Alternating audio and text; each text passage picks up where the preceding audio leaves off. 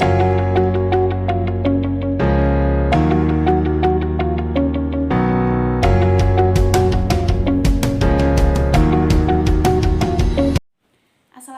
warahmatullahi wabarakatuh. Halo, apa kabar semua? Semoga kalian masih tetap semangat ya, meskipun kondisi saat ini masih pandemi. Kalian harus tetap bersabar dan semoga pandemi ini segera berakhir, agar kita bisa beraktivitas seperti biasanya dan sekolah kembali bertatap muka seperti biasa. Perkenalkan, nama kakak Miftahul Solehah, NIM 2019 1008 0311 022, Prodi Pendidikan Bahasa Indonesia, Universitas Muhammadiyah Malang. Saat ini kakak membuat video pembelajaran untuk menyelesaikan mata kuliah perencanaan pembelajaran yang dibina oleh Ibu Daru Iswati Ningsih. Mata pelajaran yang akan kakak sampaikan adalah Bahasa Indonesia, yaitu teks prosedur. Sebelum kita memulai pembelajaran ini, kakak akan memberitahukan KD dan juga indikator pencapaian kompetensi dalam pembelajaran kita. KD 3.5 menelaah struktur dan aspek kebahasaan teks prosedur tentang cara melakukan sesuatu dari berbagai sumber yang dibaca dan didengar. Indikator pencapaian kompetensi 3.5.1 menentukan ciri umum teks prosedur yang dibaca dan didengar. 3.5.2 menyebutkan struktur teks prosedur yang dibaca dan didengar. 3.5.3 menentukan aspek kebahasaan teks prosedur yang dibaca. Itu adalah KD dan indikator yang akan kita pelajari pada pembelajaran ini. Dalam sebuah teks prosedur, kita memiliki beberapa topik bahasan, di antaranya ada pengertian teks prosedur, ciri-ciri teks prosedur, struktur teks prosedur, dan aspek kebahasaan teks prosedur. Pengertian teks prosedur. Apa itu teks prosedur? Teks prosedur adalah teks yang berisi langkah-langkah yang harus ditempuh untuk mencapai tujuan yang diinginkan, dan terdapat penjelasan atau keterangan dalam langkah tersebut. Teks prosedur merupakan jenis teks yang dapat dijumpai seperti dalam buku manual, resep-resep masakan, peraturan permainan, dan berbagai teks lainnya.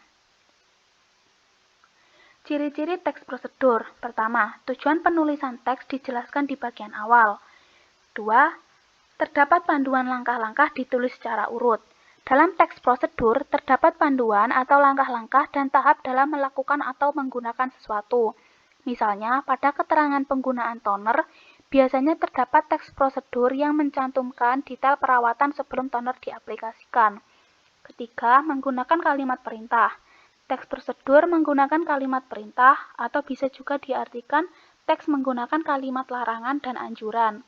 Di dalam teks tersebut, kita akan menemukan kata imbuhan atau perintah seperti kata tambahkan, aduk perlahan, campurkan, dan kata lain sebagainya.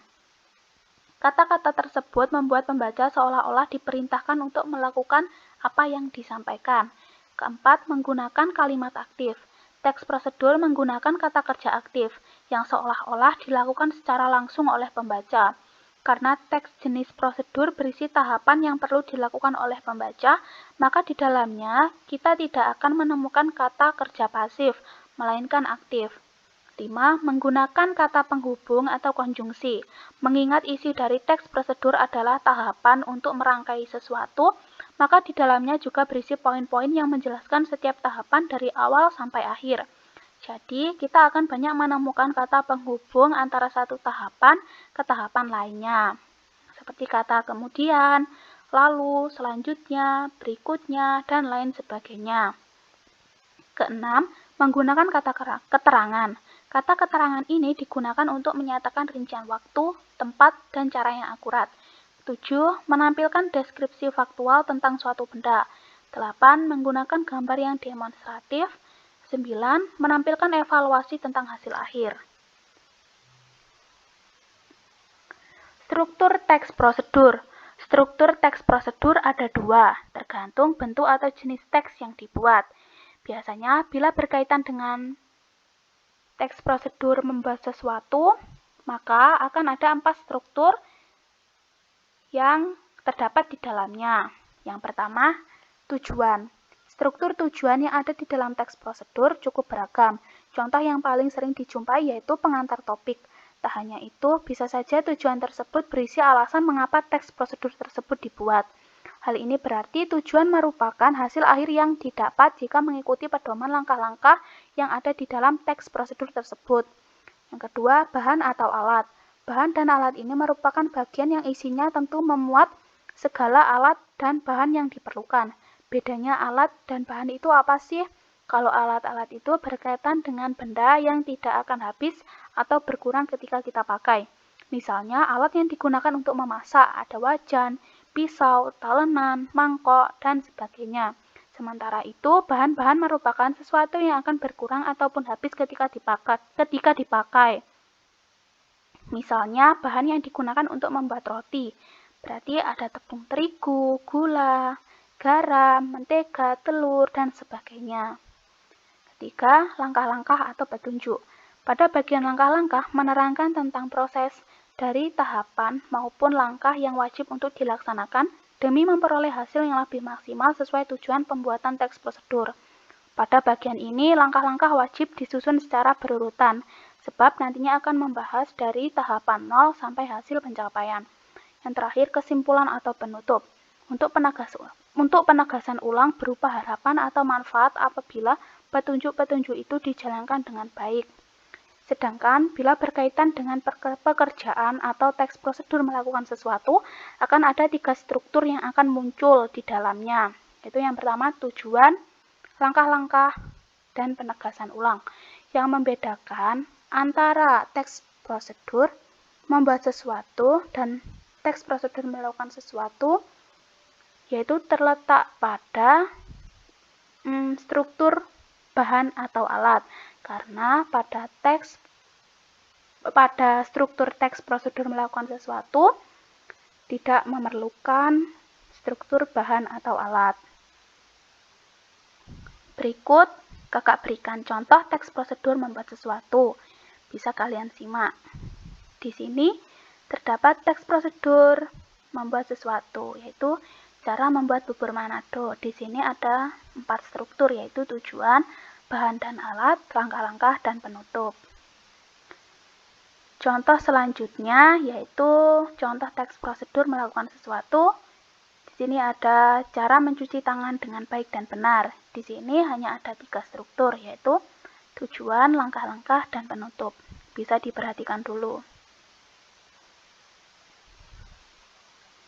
Selanjutnya adalah aspek kebahasaan teks prosedur. Teks prosedur memiliki kaidah kebahasaan, di antaranya yang pertama, kalimat imperatif.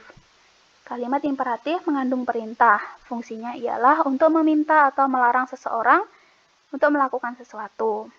Kata kerja imperatif dibentuk oleh akhiran kan, i, dan partikel lah.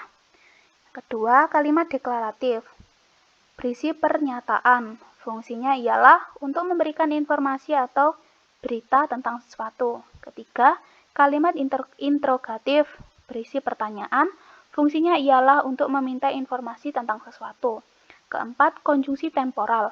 Konjungsi temporal merupakan kata penghubung yang berhubungan secara kronologis dengan waktu dan kejadian dari kedua peristiwa yang memiliki keterkaitan. Misalnya, setelah ini, kemudian, lalu, sesudah itu, selanjutnya, sebelum itu, dan lain-lain.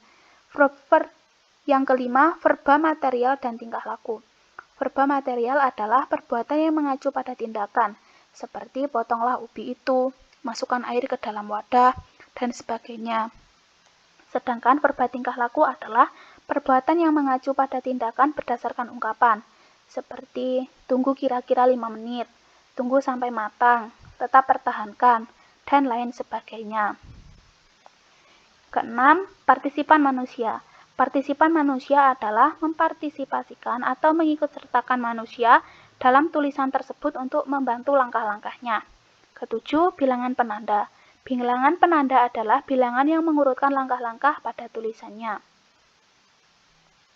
Demikian materi yang dapat kakak sampaikan dalam video pembelajaran kali ini. Semoga bisa memberikan manfaat untuk semua. Mohon maaf jika ada kesalahan kata yang disengaja maupun tidak disengaja. Terima kasih. Sekian dari kakak. Wassalamualaikum warahmatullahi wabarakatuh.